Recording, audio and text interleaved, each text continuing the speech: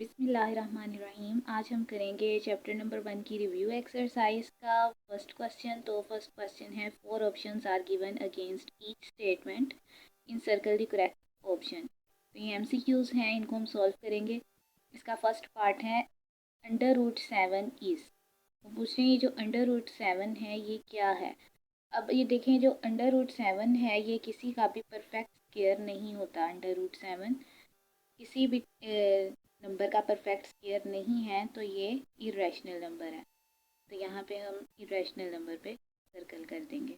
आगे नेक्स्ट उन्होंने हमें दिया हुआ है पाई एंड ई आर। ये पाई और ई जो हैं ये क्या है, नेचुरल नंबर्स हैं, इंटीजर्स हैं, रेशनल नंबर्स हैं या इरेशनल नंबर्स हैं।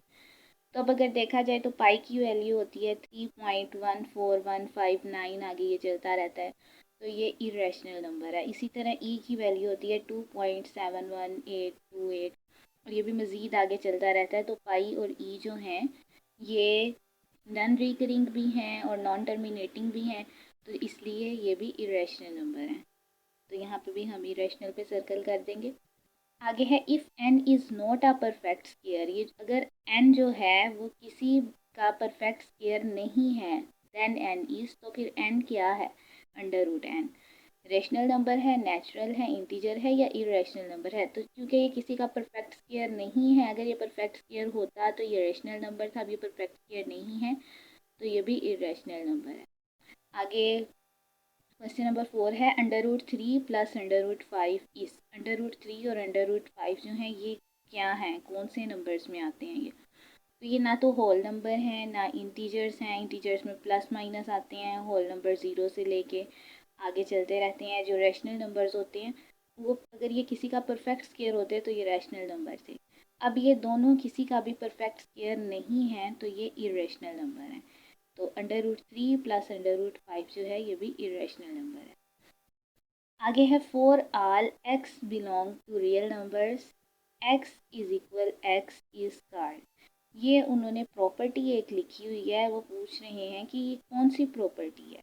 तो हमने पीछे पेज नंबर 7, 8, 9 पे जो प्रॉपर्टीज़ हमने याद की थी इस चैप्टर को करते हुए, तो हम उनकी तरफ जाएंगे। तो ये देखिए पेज नंबर 8 पे हमें दिया हुआ है उन्होंने reflexive property A belongs to real numbers और ए इज इक्वल ए। तो इस तरह ये जो प्रॉपर्टी है ये रिफ्लेक्सिव प्रॉपर्टी है। हम रिफ्लेक्सिव प्रॉपर्टी को सर्कल करेंगे। आगे उन्होंने हमें दिया हुआ है let A B C belongs to real numbers then A greater than B and B less than C implies that A less than C is called dash property. ये भी एक उन्होंने प्रॉपर्टी लिखी हुई है और वो पूछ रही हैं कि कौन सी प्रॉपर्टी है। तो ये भी हम पेज नंबर 8 पर जाएंगे। तो ये देखिए यहाँ पे सेम वही प्रॉपर्टी लिखी हुई है, A B C belongs to real numbers, A less than B, आगे and B less A greater than B and B greater than C implies that A greater than C. तो ये transitive property है। तो इसका answer हम, तो इस तरह से हम यहाँ पे ट्रांजिटिव प्रॉपर्टी पे सर्कल कर देंगे। आगे पार्ट 7 है 2x मल्टीप्लाई 8x। 2x को अगर 8x से मल्टीप्लाई करें इज इक्वल है 64 के, देन x इज इक्वल, तो x की वैल्यू क्या होगी वो हम पहले इसको हम सॉल्व करेंगे। जो हमारा आंसर आएगा वो x की वैल्यू होगी। यहाँ पे हम सॉल्व करेंगे 2 की power x multiply 8x is equal 64। इसको हम सॉल्व करेंगे x की वैल्यू फाइंड करने के लिए। तो यहाँ पे हम लिखेंगे 2 की पावर x को जब हम फैक्टराइज करेंगे तो हमारे पास आ जाएगा 2 की पावर 3 और ये वाला x आ जाएगा इज इक्वल, जब 64 को फैक्टराइज करेंगे तो हमारे पास आ जाएगा 2 की पावर 6। अब यहाँ पे हम क्या करेंगे, अब देखें इन दोनों की बेस सेम है, यहाँ पे हम 2 लिख लेंगे और इनकी पावर्स को प्लस कर लेंगे। तो 2 की पावर 3x प्लस x आ जाएगी इज इक्वल 2 की पावर 6 इसी तरह आ जाएगी। अब यहाँ पे आएगा 2 की पावर 3x में x प्लस किया, 2 की पावर 4x इज इक्वल 2 की पावर 6। अब 2 की पावर 4x और 2 की पावर 6 आ गया। यहाँ पे अब जो 2 है वो 2 के साथ ख़त्म हो गया, तो यहाँ पे क्या बचा हमारे पास 4x इज इक्वल 6। तो अब हम x की वैल्यू निकाल रहे हैं, तो यहाँ पे हम लिखेंगे x इज इक्वल 6/4। अब देखिए इसकी कटिंग हो रही है, 2 2 दा 4, 2 3 दा 6। तो x इज इक्वल 3/2, ये हमारे पास इसका आंसर आया। तो यहाँ पे हम सर्कल करेंगे 3/2 पे।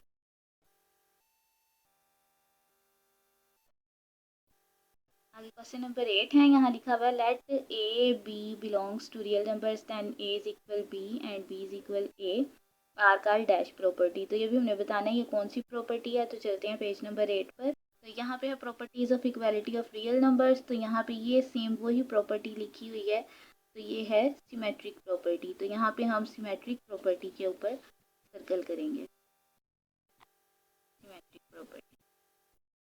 आगे नेक्स्ट है √75 प्लस √27। इसको सॉल्व करें और जो आंसर आएगा उस पर हम टिक करेंगे। तो अब इसको सॉल्व कर, तो ये देखेंगे सबसे पहले हम 75 का फैक्टर लेंगे। तो यहाँ पे हम लिखेंगे 75, 3 2 दा 6, 3 5 दा 15, 5 5 दा 25 और 5 1 दा 5। तो हमारे पास आ गया 3 × 5 का स्क्वायर।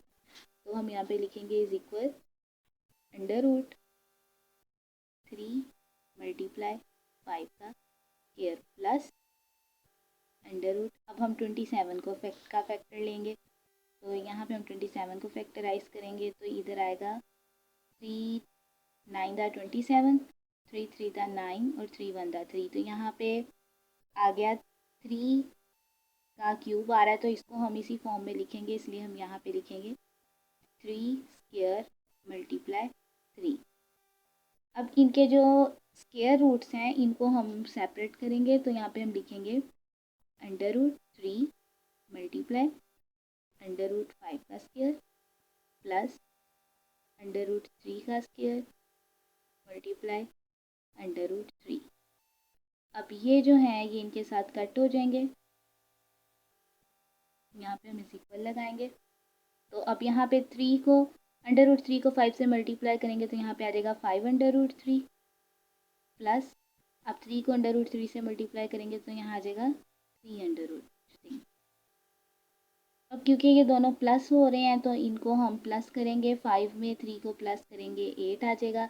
तो ये दोनों सेम है तो इसको हम एक बार लिख लेंगे। तो 8 √3 जो है ये इसका आंसर है। तो यहाँ पे हम 8 √3 जो है इसको सर्कल करेंगे।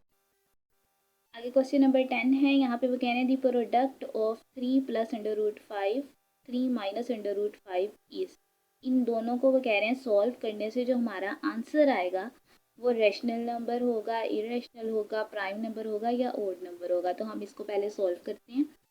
यहाँ पे हम लिखेंगे 3 + √5 और 3 - √5। अब ये देखिए ये फार्मूला बन रहा है a + b a - b का। तो यहाँ पे क्या लगाएंगे हम a² - b²। तो a में हमारे पास 3 है और b में हमारे पास √5 है। अब 3 का स्क्वायर लेंगे हमारे पास 9 आ जाएगा। अब ये √² के साथ कट हो जाएगा, -5 आ जाएगा यहाँ पे हमारे पास। अब 9 में से 5 को माइनस करेंगे तो हमारे पास 4 आ जाएगा। तो जो 4 है ये रैशनल नंबर है। तो यहाँ पे हम रैशनल नंबर को सर्कल करेंगे। तो ये थी हमारी आज की वीडियो। इंशाल्लाह मिलते हैं नेक्स्ट वीडियो में नेक्स्ट क्वेश्चंस के साथ। अल्लाह।